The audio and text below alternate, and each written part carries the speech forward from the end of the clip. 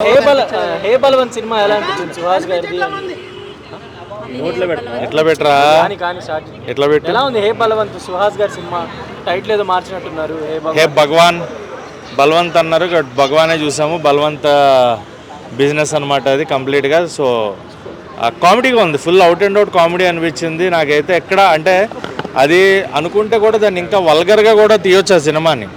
But ఎక్కడ కూడా thin line ఏదైతే ఉంటుందో అది క్రాస్ అవ్వకుండా, వంశీ నందిపాటి గారు అంటేనే ఒక ఫ్యామిలీ డ్రామా, ఫ్యామిలీ ఆడియన్స్ చూసే ఫిలిమ్స్ తీస్తారు. సో అలాంటి ఒక ఫిలిమే ఎక్కడ థిన్ లైన్ అనేది అక్కడ క్రాస్ అవ్వకుండా, వల్గారిటీ, డబుల్ మీనింగ్ డైలాగ్స్ లేకుండా చాలా ప్రాపర్గా ఒక మంచి out and out comedy film అయితే అందించారు. అండ్ నరేష్ గారు ఆయన క్యారెక్టరైజేషన్ చాలా బాగుంటుంది. మనకి ఎమోషనల్ ఫాదర్ క్యారెక్టర్, అలాగే కామెడీ కూడా ఉంటుంది ఆయన తరఫు నుంచి. అండ్ శ్రవంతి గారు నిజంగా ఆవిడతో అంటే ఆవిడ డైలాగ్ చెప్తే కామెడీ అయిపోతుందేమో, ఎలా తీసుకుంటారు, ఎలా చేస్తారు అని అనిపించింది. బట్ ఒక ఎమోషనల్ డైలాగ్ ఉంటుంది వెన్నెల కిషోర్ గారి గురించి చెప్పే డైలాగ్. నిజంగా అంటే ఆమె చెప్తుంటే ఎమోషన్ ఫీల్ అయ్యాం మనం కూడా. సో అదొకటి చాలా బాగా అనిపించింది. అండ్ శ్రవంతి గారు ఆవిడ పర్ఫార్మెన్స్ ఇప్పుడు ఆవిడదేగా చెప్పింది, చాలా బాగా అనిపించింది. శ్రవంతి గారి పర్ఫార్మెన్స్ నిజంగా చాలా బాగా అనిపించింది. అండ్ మ్యూజిక్ చాలా బాగుంది, బ్యాక్గ్రౌండ్ మ్యూజిక్ బాగుంది, సుహాస్ గారి పెర్ఫార్మెన్స్ బాగుంది. ఆ ఫాదర్ అండ్ సన్ బాండింగ్ క్లైమాక్స్లో ఇచ్చిన ఆ ట్విస్ట్ ఏదైతే ఉందో అది చాలా బాగా అనిపించింది. ఎందుకంటే మనం ఈయన చుట్టూ తిరుగుతుంది కదా, లేదంటే బలవంత్ అని చెప్పి ఆయన నరేష్ గారి చుట్టూ అనుకుంటాం.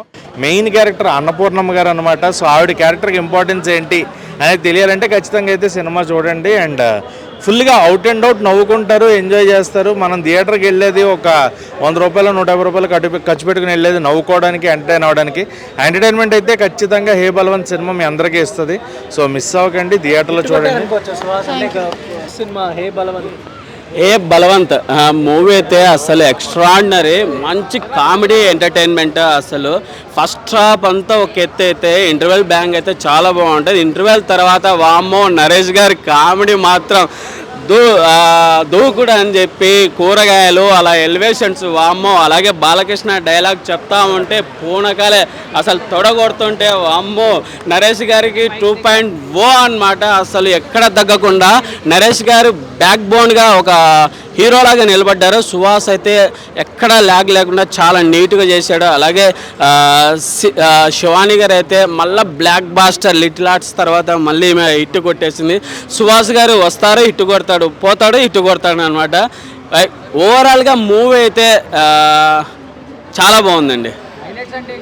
హైలైట్స్ అంటే ఒక ఫాదర్ అండ్ సన్ మధ్యలో బాండింగ్, ఒక తండ్రి మధ్యలో ఎమోషనల్ సీన్స్ అయితే ఎక్కడ అసలు లాస్ట్ ఇంటర్వెల్ తర్వాత అయిపోయినాక క్లైమాక్స్ సీన్ అయితే ఏడ్చుకుంటూ రావాల్సిందే. ఫస్ట్ అంతా మన బిజినెస్ అనేది చెప్పకూడదు, రివీల్ ఇవ్వకూడదు. ఆ బిజినెస్ అనేది థియేటర్లో చూస్తే మంచి బిజినెస్ అయితే మంచి ఫీల్తో అయితే వెళ్ళిపోతారు. సో హే బలవంత్ బాగుందన్న, నైటే చూసాను. సుహాస్ గారి యాక్టింగ్ బాగుంది, మన శివాని గారి యాక్టింగ్ బాగుంది, అండ్ నరేష్ గారు అండ్ ఆ ఎమోషన్ సీన్స్ మాత్రం చాలా బాగా ఆకట్టుకుంటాయన్న. సో ఆ బిజినెస్ కూడా చాలా బాగుందన్న, చాలా ఇంట్రెస్టింగ్ అనిపించింది నాకైతే.